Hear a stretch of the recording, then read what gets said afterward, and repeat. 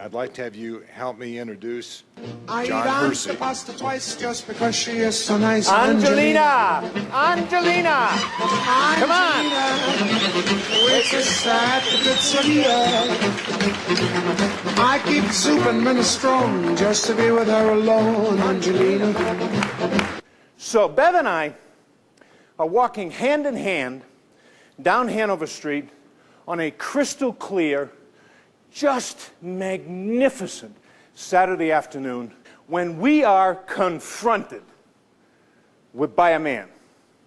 Walks up to us and stands taut right in front of us. Short, bald, fat, big, furry, walrus-like mustache. And he looks up at us and in his best broken English says, "Manja, manja, you come and eat with us. You don't like our food, you don't gotta pay."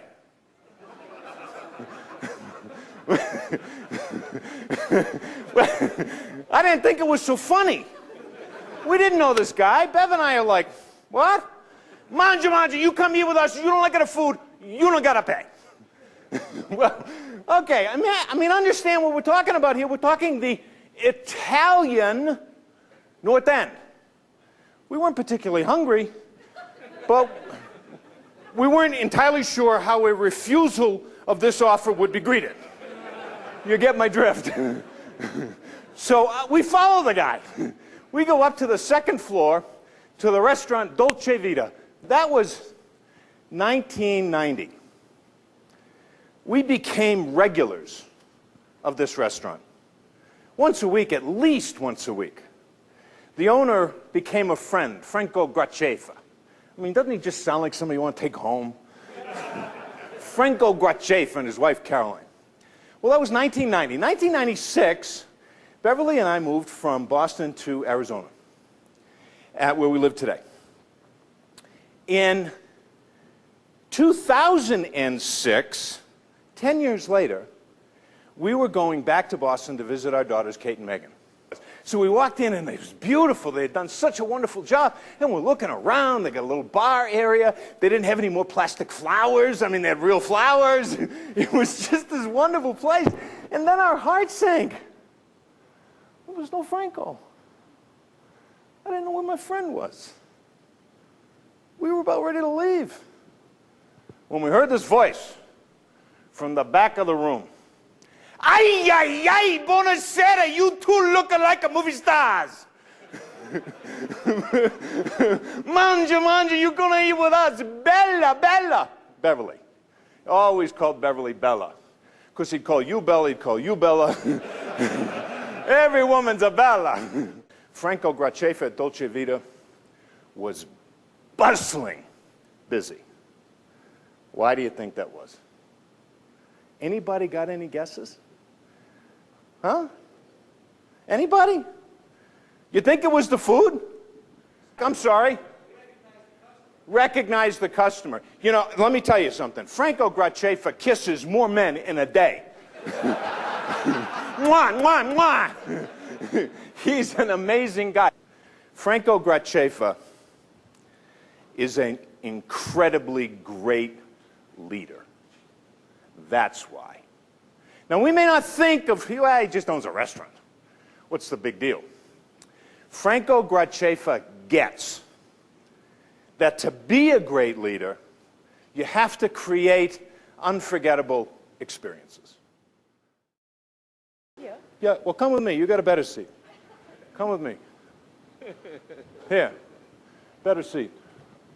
Thank you. Are you good? Do you need your things? Don't steal her stuff.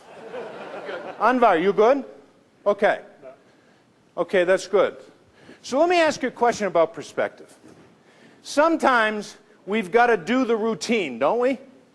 I mean, we've got to do the routine because we know it works and we know it's going to create success.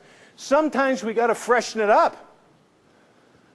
We got to really freshen it up. So sometimes we think that from where we're sitting, where we're standing, the world is perfect. It's good the way it is. We're never going to know if it can be better unless we change it up. We're never going to know if we're unforgettable unless we're willing to change it up. How many of you noticed, by the way, how many of you noticed the apron today? Huh? Raise your hand, yes or yes? How many of you noticed the music from the back of the room today? Yes or yes? How many of you noticed that I came in from the back of the room today? Yes or yes? Why do you think I did that? Why I did that was not about me. Had nothing to do with me. It was about you. What makes the environment unforgettable? You! You get to make it unforgettable. And to make it unforgettable, you got to change it up every now and then. You got to go on the edge. Folks, your participants are coming into your rooms every single month, every single week, whatever it is. And they're bombarded with news about how bad the economy is. They're bombarded with news about how difficult their business is, their area is, how foreclosures are happening at a rapid pace, how people are losing their homes, how people are beginning to lose their jobs. And they're starting to believe it.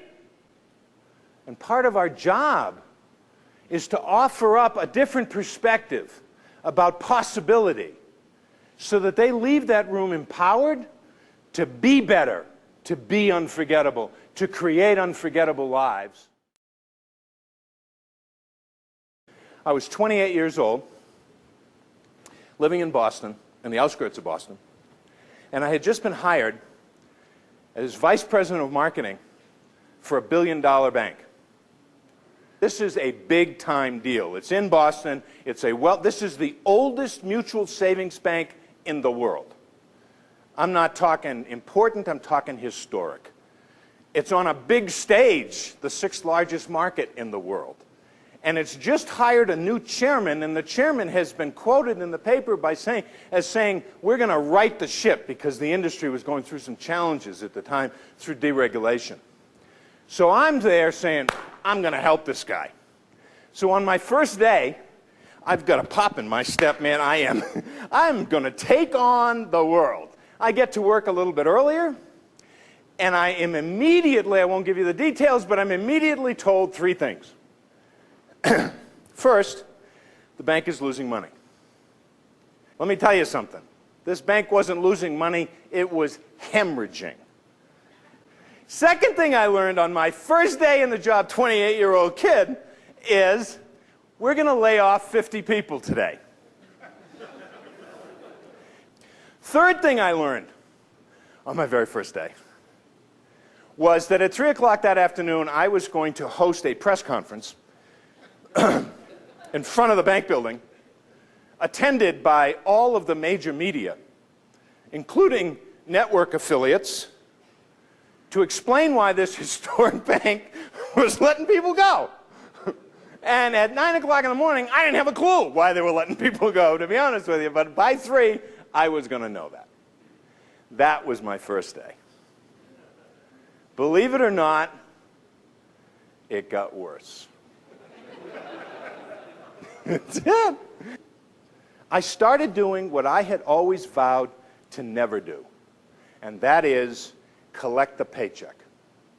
Going in a little bit later every day, leaving a little earlier every day.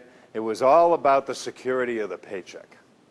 And I felt obligated to do that because it was 1978, 9.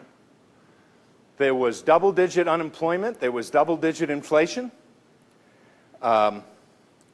We had our first child on the way, and we had a new mortgage, get this one, folks, at a discounted rate, because we worked for the bank, of 17.25%. 1979. You bet I was afraid. I was scared to death. How many people know people who go to work every day afraid? How many of us know people that go to work every day afraid? How many participants go to work every day afraid? How many people live lives of quiet desperation? And I would just like you to consider this.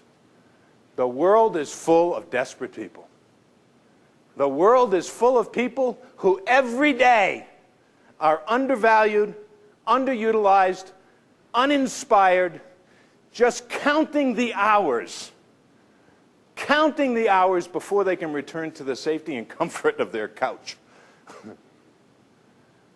And you get to change that.